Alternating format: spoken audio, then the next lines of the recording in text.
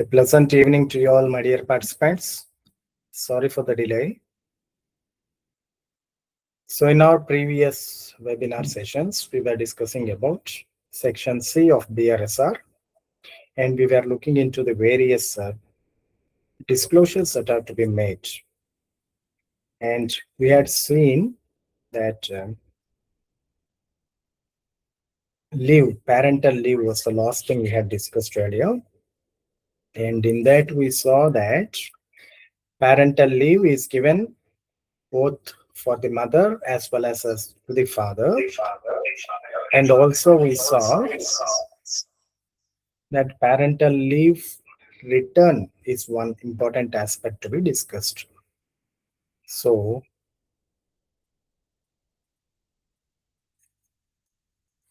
we saw two terms, return to work rate and retention rate. That is, after a mother has taken parental leave for her childbirth, whether she returns to work or not is one thing. And another thing is, after she has returned to work, how long does she work here again? Does she stay here in this work? After a period of about 1 year, we measure. So that was another term which we had seen. Return to work rate and retention rate. These were the two things we were seeing. And we had also seen about a concept called LTIFR, lost time injury frequency rate. So time that is lost due to injuries caused due to employees or workers. And we had seen the formula also in that. And the next thing which we saw was about the classifications in terms of the rate, the intensity of injury, whether it was a very minor one or a mediocre injury or a very serious injury, and whether it should be recorded or not. Those aspects also we had seen in our last session. And the final thing which we saw in our last session was about stakeholder engagement. We saw that stakeholders is a term which is used to denote those who are influenced by the activities of a industry or a company. And we had also seen that stakeholder is a term which is slowly getting obsolete, or which is not being coming into limelight. The reason is that the another term has occupied and come to its place: interested parties. Interested parties are those parties which might or might not be actually involved in the company's activities. I have told you that earlier. A onlooker can also be a interested party. He might not be involved anywhere in the value chain. He might not be producing the good, getting the raw material. He might not be involved in manufacturing it or purchasing it.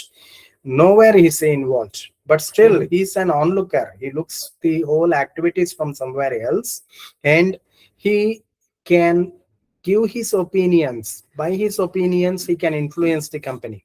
He might say that this company is performing very bad, and then that word of his mouth will have a drastic deteriorating influence on the company. And on the other hand, if he says that this company is performing very good, that he has got benefited a lot due to the products which were given by this company, services by the company or industry are very good. So if that same person spreads a positive word of mouth, that also will have a tremendous influence on the company. So that way, stakeholder involvement and engagement is now expanded into interested party, and these interested parties are also very important. Now, this duty of the company in this case is to address the issues faced by the interested parties even, or the stakeholders also. Say there is a company and that company produces some amount of noise or say dust pollution, because an industry will definitely do so.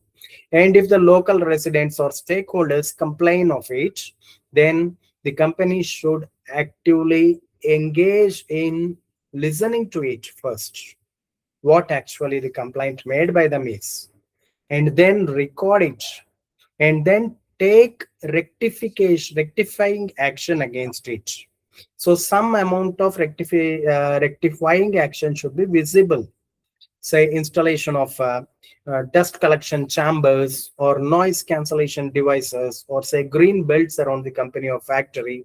Anything tangible should be made by the company to address the issues raised by the interested parties or stakeholders, and all these should be recorded in the BRSR disclosure. So this is what is meant by stakeholder engagement. This is as per principle 4, right? So we had stopped there in our last session. Now coming to our next coming session, human rights. Human rights training and human rights assessment are things which we discuss here. See, human rights will be across all the company's operations in all its value chain, right from its procurement of raw materials to its disposal, product disposal. So any person and each and every person involved in all these activities has the right and dignity to have respect in each of these activities. This is the focus of principle 5. And it might so happen that individuals, workers, or people involved might not be knowing or understanding what these rights are for people. So in such a case, it is the duty and responsibility of the industry or company which is reporting its BRSR to give training to its employees and workers to make sure that they understand what these human rights are and in what forms does it express itself. Is it in the form of discrimination amongst employees? That might not be known to employees, but still training is to be given to make employees know that. Harassment, employees harassment, POSH, POSH Act is there by Indian government. Prevention of sexual harassment. Child labor, that should be made known to employees. And such things, forced labor, for example, and giving of fair wages to all its employees, safe working conditions, all this should be made known to its employees, and that training is the responsibility of the company. And once this training has been given, it has to again go for assessment. That is, knowing whether all these are actually implemented or known to people first, and whether they are actually implemented in the company, and see where it is implemented. We have seen that this should be known to each and every employee, right from in all its value chain, right from its LCA, from cradle to grave, all people involved in there. And where are they?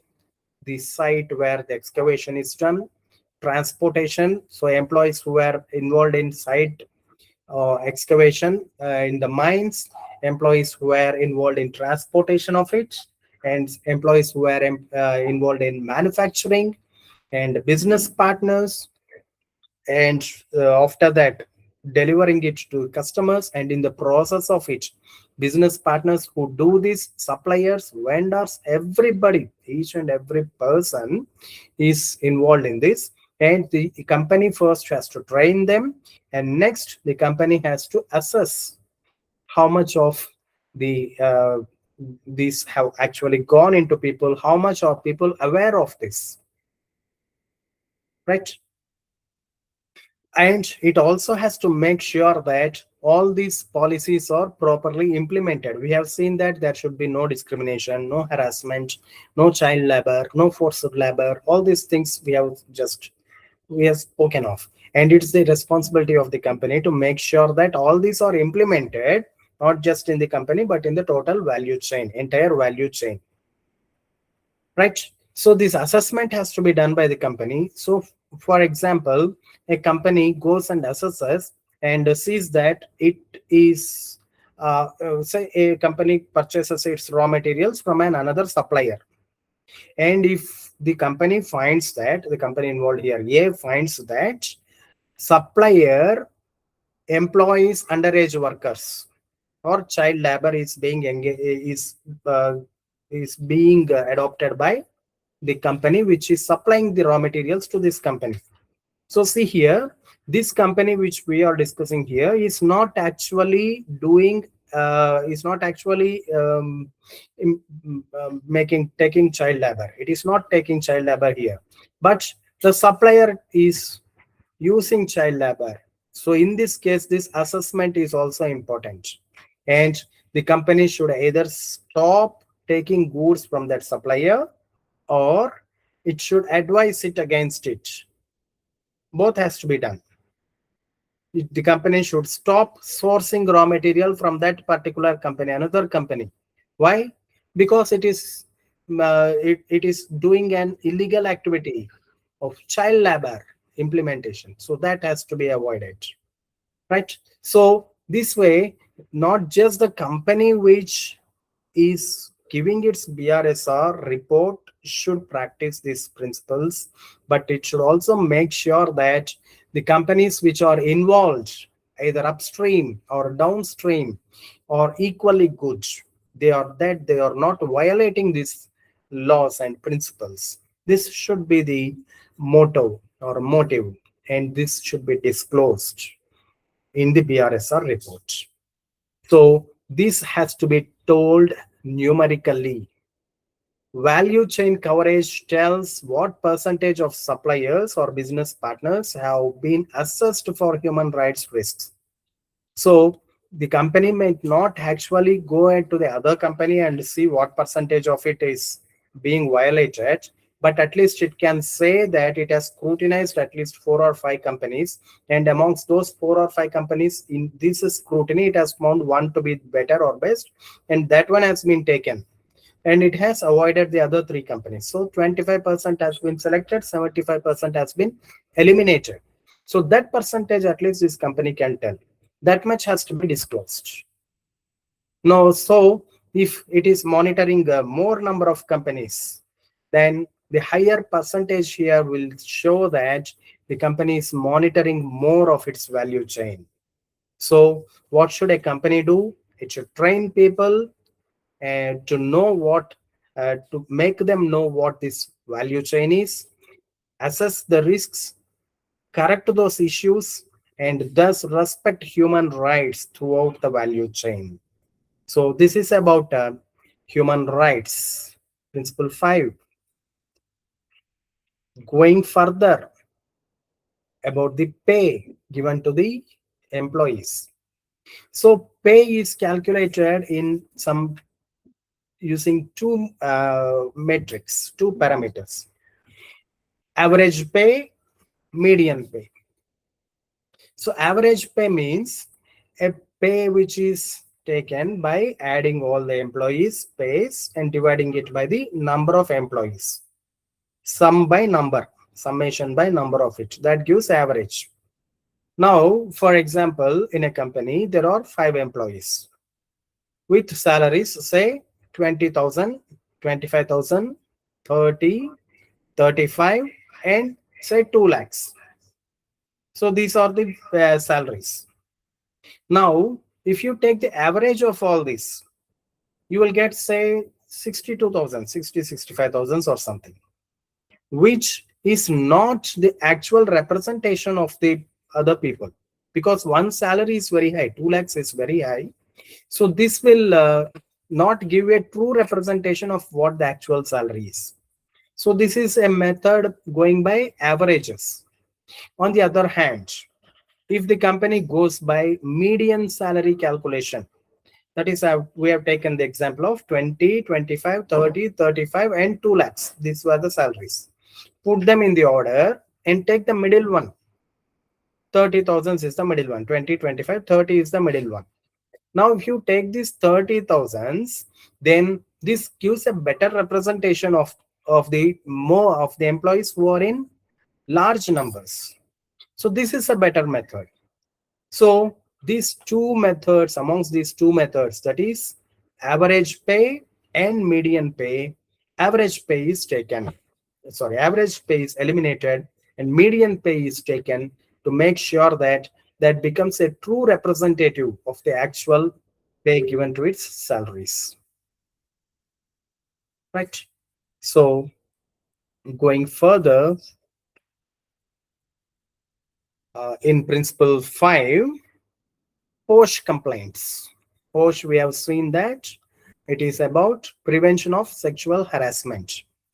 This is as per Act of 2013, year 2013. And this has to be implemented in a company, taken care of by in a company which has employees more than 10 numbers, at least 10 numbers if there are there in a company. If there are employees more than 10, then that company should definitely have a unit or a cell wherein these post complaints are taken and registered. Complaints redressal mechanism should be there. So it's the duty of every organization which has more than 10 employees to provide a safe and respectful workplace and have a proper mechanism to receive and address those complaints. That is important. So how is this taken? So there should be a proper order of doing this. Say there were some complaints made as per post in an industry, then the total complaints that were received should be monitored. They should be noted down and recorded. Total number of complaints received have to be recorded in one particular column. And upheld complaints, not all complaints could be genuine. So initial screening and scrutiny has to be done to make sure that the complaint is true or real. Unnecessarily somebody could have come in and dropped the complaint. Make sure that it was true. And after it was found to be genuine, you include it in a separate column again. You call this upheld complaints. The first one was total number of reported complaints. The second one is upheld complaints. And third column you make wherein it is pending complaints. That is cases that are still under investigation. So it was taken up and it is still being investigated inside the company itself initially. If it is found to be too violent or too dangerous, it has to be reported to other governmental agencies and authorities to be addressed and taken proper action of. Right. So this is the initial preliminary mechanism that should be present inside every company. Say a company receives 5 post complaints, prevention of sexual harassment complaints, 5 it has received. So after initial preliminary investigation by the team which was appointed by the company, if 3 were upheld, that is found to be genuine, and corrective action was taken against it, put it in second column. The first column is 5, total 5 complaints, and 3 corrective action is taken, and 2, the remaining 2 of them, you see that they are still under investigation. So it could be either true or false. It is still under investigation. It could be genuine or not genuine. So this way, this classification is to be made by the uh, company itself. So we need to see here that if there are no complaints at all, or if the complaints are very low, it doesn't always necessarily mean that the workplace is good there. The complaints could have been assured. They might not have surfaced up, or the employees there might be afraid to report such issues. So what should be done? Awareness should be spread. A safe reporting mechanism should be put in place where even after complaining, they might not be affected due to the consequences of it. Fair investigation methods should be employed, and resolution of those complaints, resolving of them should be done timely. timely manner. So this way, if these are engaged, then it can be said that a safe working environment has been put in place in that company, and that principle 5 is being effectively implemented in the company. So what should be done? A company which has got more than 10 employees should definitely have this cell, P principle 5, post compliance cell should be there. And that cell should encourage reporting, and investigations should be done fairly. Actions should be taken against it. They have to be resolved promptly. And if they are found to be very intensive and found to be beyond the control of this company, they should be reported to other higher authorities or agencies of law and police. So that is about the principle 5. And now coming to the next principle, renewable and non-renewable energies. So we all know very well that renewable energy is the energy which we can get even after using it again and again. So use it today and tomorrow you will get it back. Solar energy. Wind energy, you utilize some energy got from the wind, and you get back that energy again and again even after you use it. Infinitely you will be getting it. Whereas non-renewable energies are those which will not be available once they are used away. Say energy from coal, diesel, petrol, fossil fuels, natural gas, or anything. So you take these fuels from inside the earth through mining activities, and you get gas and oils from inside the earth, and they are available in pockets of the earth, and they are available only in finite quantities, limited quantities. Once you exhaust them all, take them all away, it won't get replenished, it won't get filled, because it was formed some lakhs of years ago, and it will take some lakhs of years again for it to form. It's not certain whether it will form or not. So given the time that we are in, it's a limited resource. It won't get replenished. Once we use it away, it's done, it's gone forever. So these are called as non-renewable. They won't come to us new again and again. We call this non-renewable resources, and fossil fuels are the good examples for that. Now, as far as BRSR is concerned, BRSR asks the companies to give a report on how much of this renewable energy is consumed by a company. See, a company or industry might not be using non-renewable energy always or for all of its activities. It might be using some quantity of rooftop solar energy, some quantity of FSPV, floating solar photovoltaic energy, or ground mount solar, or it could be getting some energy from windmills, or from geothermal energy, or say tidal energy, or such kinds of renewable energies could be utilized by an industry or company.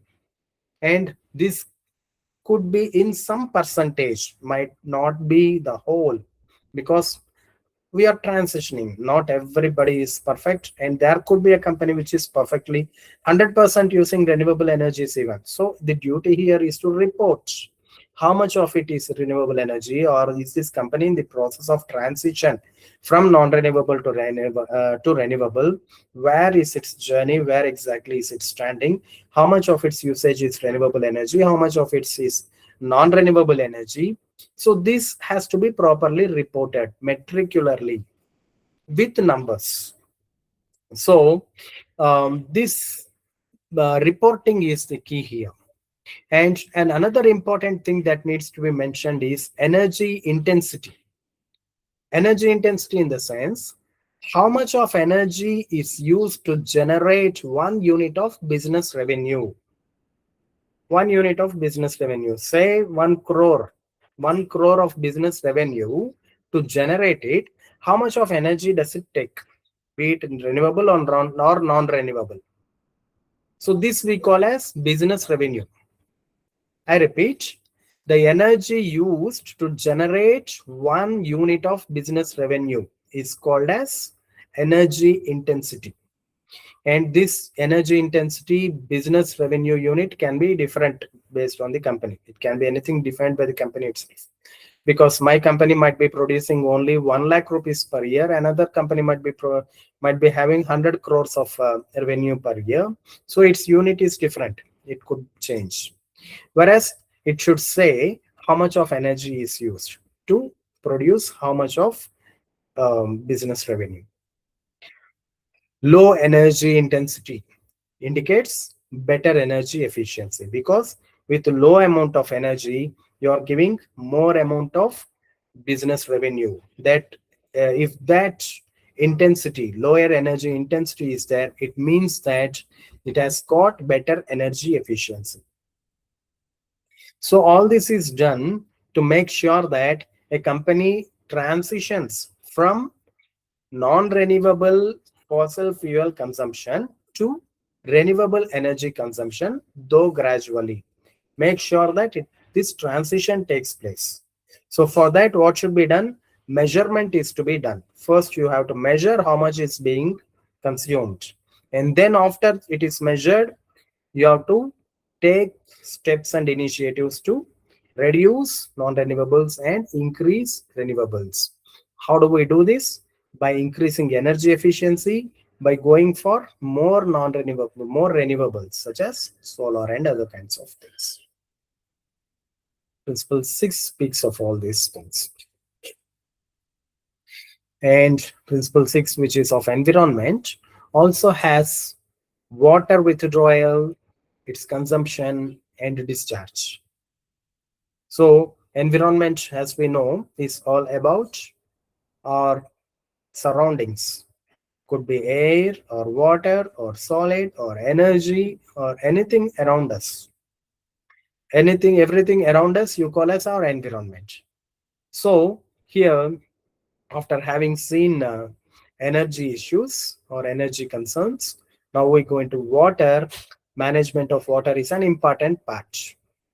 So this also has to be reported. How is it to be reported? BRSR report asks three things: water withdrawal, water consumption, and water discharge. Three things. Water withdrawal in the sense, how much of, it says how much of water has been taken from a water body source. It could be a river, it could be a bore well or a municipal water supply, anything, pond or lake or anything. Water withdrawal from such a source, how much of water has been taken, that is water withdrawal. So you have to put that in a column. The second column will be water consumption. That is how much of the taken water has been actually consumed. So for your purposes, this includes evaporation also. Evaporation losses also are included in this. And how much of this consumed water has gone into the product that you are manufacturing, water footprint. And similarly, water discharge. How much of water that was actually withdrawn is given back to the environment. That is, water was taken, it was used for manufacturing a product, and it has got converted into wastewater because it has served its purpose of doing something what it was intended to, and now it has got changed into wastewater. So this wastewater is to be treated using a effluent treatment plant, ETP. So this effluent treatment plant treats this water and removes or reduces its BOD, COD, other water parameters, biochemical oxygen demand, chemical oxygen demand, and other such parameters are stabilized. It is treated properly to its permissible limits, and after treatment, that water is given back to the environment. So this release back of water to the environment after its use is called as water discharge. So three columns are here. The first one is water withdrawal. The second one is water consumption. And the third one is water discharge after it was properly treated. That is important again. You can't discharge water without treating. It's a responsibility of the company or industry manufacturing unit to discharge water only after it was properly treated. So three columns. Say, for example, a company withdraws 1,000 meter cubes of water. You have to mention 1,000 meter cubes of water has been discharged, say per day or per month or whatever. And consumption of it. Out of that 1,300 units have been consumed. So consumption use as 300. And 700 has been discharged. There could be some losses also. Operation losses are included in this. So 1,000 is total withdrawal. Water consumption is 300. Water discharge is 700. So that way we mention the water metrics in BRSR report. So here we also have the term called as water intensity, just as what we had as energy intensity. So here water intensity is similar. It is the water consumed to generate 1 unit of business revenue. Say for generating 1 crore rupees per annum, how much of water have I taken? This is called as water intensity. My company is an industry, was a textile industry, which manufactures or which finally gives some garments as the product. So in the process of doing this, for generating 1 crore rupees of revenue through this industry, how much of water have I taken? Has my company taken? This is called as water intensity. How much water is consumed to generate 1 unit of business revenue? That we call as water intensity. So lower the water intensity, better is its water efficiency. Again, similar to what it was with energy. So for this, what should we do? In BRSR, what is important is we should measure metriculation. Metrics is important always. You measure how much of water is taken, how much is consumed, how much is discharged. And when we have these metrics in place, what we can know, we can measure, we can always improvise, optimize. So you should know first. Knowing is the first step. Clearly, numerically, metricularly. Once we do this, then there is a possibility for betterment in terms of efficiency, in terms of uh, uh, optimization, right? So briefly, this is about water in environment. And coming to the next one, which is greenhouse gas emissions. Greenhouse gas emissions, GHGs, these play a very vital role. We all know what global warming is. Global warming is a phenomenon where our earth or globe gets warmed up. How does it get warmed? Because we get heat from the sun, and that heat is stored inside the earth through a thick blanket covering known as atmosphere. Earth is surrounded by atmosphere. So this atmosphere has got some gases, and particularly carbon dioxide and such greenhouse gases are capable of holding the heat which has got inside from sun to the earth. It acts like a blanket. So from the sun to the earth, sun's radiations come in the form of radiation. So once it has come onto the surface of the earth, it is stored inside. It tries to escape through conduction or convection. Conduction is direct transfer through a medium. For example, you hold a steel rod, and one end of it you hold in your hand and the other end you put on a fire flame. With time, slowly within seconds or a few minutes, you feel the heat getting transferred from there to that end to your end, and you feel hot at this end. Why? Because heat has got transferred from through the medium. Iron rod is the medium. So through a medium, if it transfers, you call it as conduction. And the other mode of transfer is convection. So you take a water vessel and you pour some water into it and you heat it on a stove. So you can see that there will be movement of water, bubbles. Movement of water can be visually seen after some time after you heat it, and the actual mass of water gets moved from lower layers to upper layers, from the lower layers to upper layers. Movement of water will be there, medium will be there.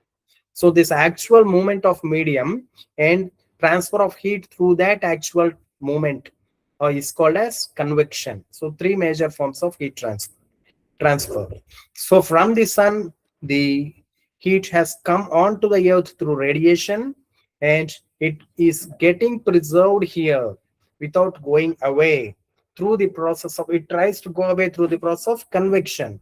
Heat, say gases, atmospheric gases, or will try to take this away, dissipate it away. But carbon dioxide layer there keeps it intact and it puts it back safely. So this is due to the saving of that heat is due to convection and conduction, the exact movement of uh, heat through the matter. These are the three kinds of things. And now this global warming, is it good or bad? Global warming is good. Without global warming, without actual this phenomena of greenhouse gas effect, there will not be temperature buffering. That is, the temperatures could blow up to extremes, just as it would happen in the case of moon. Moon doesn't have an atmosphere around it. It doesn't have a layer of gases around it. So what happens during daytime, the temperatures rise up to 150 degrees centigrade. Sun's rays are so powerful and they can raise the temperatures to 150 degrees centigrade. Just imagine. At 40 degrees centigrade itself, we feel the temperatures unbearable. At 150 degrees centigrades, blood would not be there. It would boil and get evaporated. So it's impossible for human life to exist or any other form of life to exist in moon because of that extreme heat. Say during nights again, when it is away from the sun, the moon's temperatures drops down to minus 100 degrees centigrade, minus 150 degrees centigrade.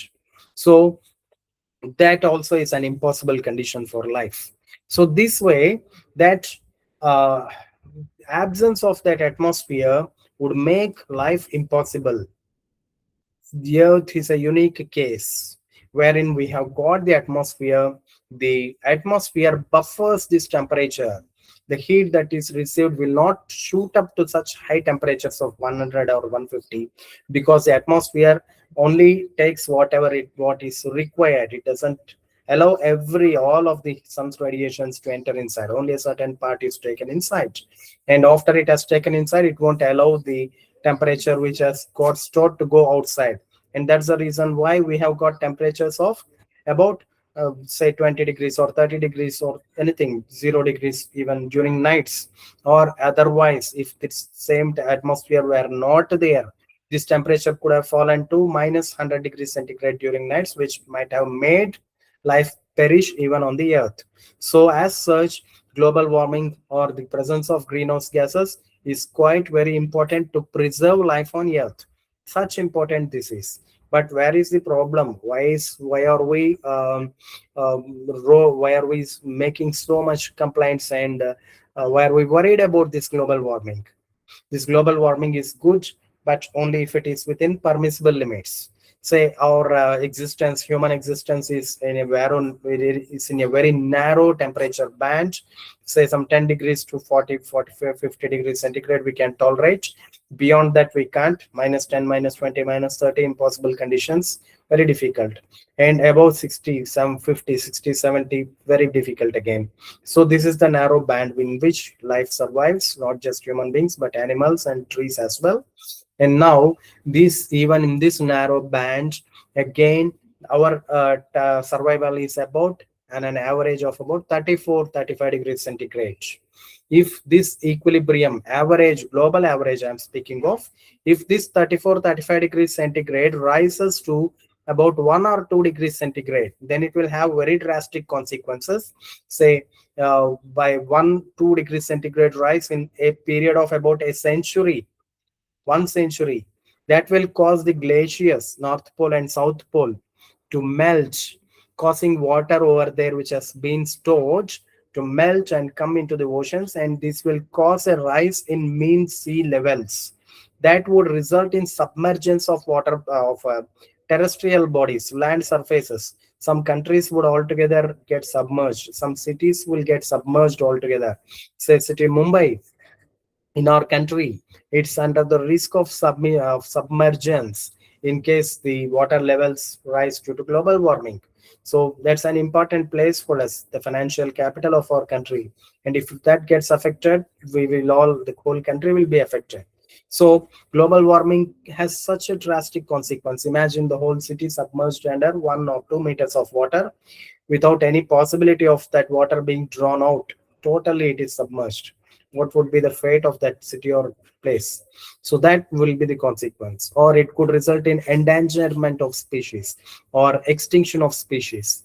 Species might not have their habitat to live, and they might not get food for their um, for their survival, and that would result in a very serious condition. They will get either endangered or extinct. So we all know that it could even result in extremes of climatic conditions, extremes of floods and droughts, flash floods, and the resulting uh, catastrophes thereof. So all this is global warming. So it's quite essential that we contain global warming and maintain the temperatures to not exceed more than 1.5 degrees compared with the pre-industrial era. So this is the agreement made with Paris Agreement, IPCC. All this speak about containing the temperatures to not exceeding above 1.5 degrees centigrade, global atmospheric averages.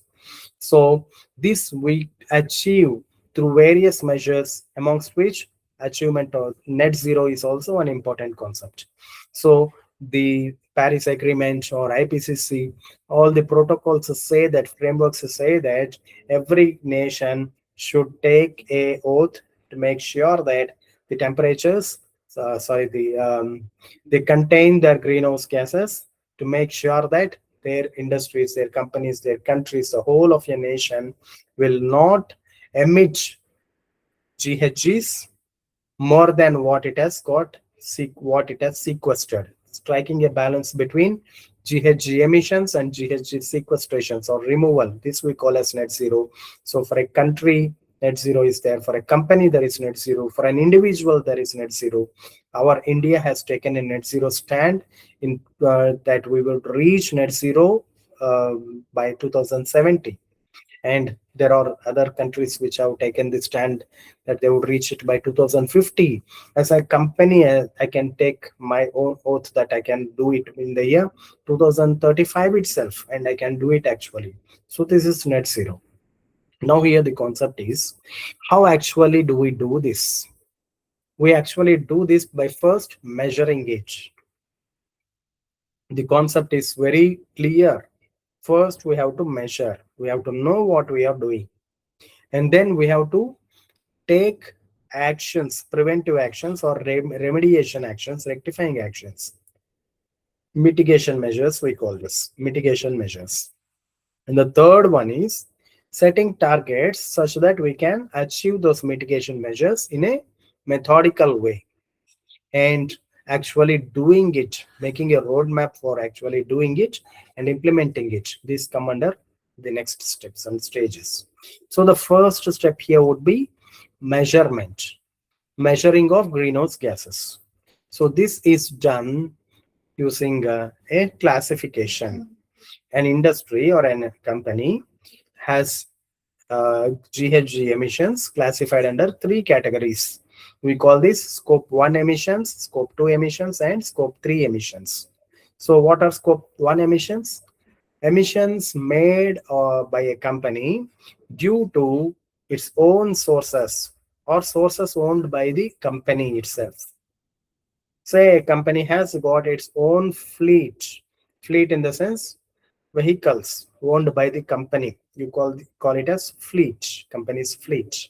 So emissions made by the vehicles are called as vehicular fleet emissions, which we can put it as scope 1 emissions. Or Say a company has boilers, an industry has got boilers or some heating units wherein fossil fuels are used to heat it. So emissions coming from those activities are put under scope 1. So emissions from sources owned or controlled by a company is put under scope 1. The second column is scope 2. These are indirect emissions, emissions from purchased sources, not actually from these sources, but are purchased. So purchased sources from the grid, for example. This we call as, we put it under scope 2. Scope 1 is emissions from the own company. Scope 2 is purchased source emissions. So you get electricity from a thermal power plant, and the emissions from that thermal power plant also come to your account because you're using that electricity here. So this is into your account here. So emissions due to purchased electricity, that is under scope 2. And scope 3 is value chain emissions, that is beyond the company, upstream and downstream, gate to gate of the company, if you can consider. Then emissions which are coming from the point of the procurement of the raw material required for this company to its transportation and it's reaching its entry gate of the company. So this you call as upstream. And downstream in the sense, once the raw material has come into into your company gate, and from that entry gate to your exit gate, what activities have taken place to make it into a product. Raw material has come to your company, you manufacture it, get a product out of it, and that product you will be giving out. So at the end of this gate of your company, you have come out with the product and that will go out of the gate. So in this range, in this bracket, whatever has happened is your company activity, and whatever has happened downstream would be downstream value emissions. Upstream value emissions and downstream value emissions, activities which are inside the company, these are your own. So value chain emissions would include each and everything throughout this cycle. So from raw material procurement, transportation, getting into your company, manufacturing of goods and products, getting it to the transporting it to the customers or consumers and making it available to them, selling them product, transportation there. So all this and usage by the company, by the clients or consumers, and from there after the life of it, its final disposal, and if at all there is any reuse or recycle aspects of it, everything comes under this value chain emissions. So these are again made into 17 categories in scope 3 emissions. Though we are not much into scope 3 emissions in this BRSR report, the core of it is into just scope 1 and scope 2. So those 17 categories we can see in detail later when required. So here for us, if we can understand that scope 1, scope 2 and scope 3 emissions are these emissions. Scope 1 is direct emissions. Scope 2 is indirect emissions from purchased sources, especially from the grid, electricity grid. And third one is scope 3, emissions across all the value chain, total value chain. This much if we can understand, that's enough for now. And how is it reported? This is reported in terms of carbon dioxide equivalents, CO2 equivalent. So tons, generally it is mentioned in terms of tons. Tons of CO2e, T in small letters, CO2 and E, tons of carbon dioxide equivalent emissions across scope 1, scope 2 and scope 3. So the first step here is to measure it.